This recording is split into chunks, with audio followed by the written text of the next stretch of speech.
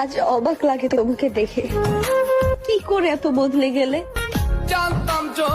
আমি ওইসব মেয়েদেরকে খুব সম্মান করি যেসব মেয়েরা 10 পুরুষে নয় 1 পুরুষে আসক্ত হয়।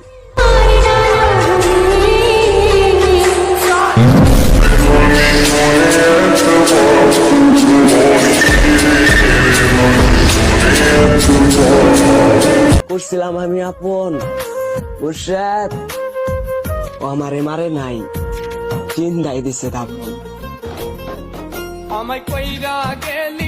তোমরা ছেলে মানুষ টাকার পিছনে ছোটো, মেয়ের পিছনে নয়।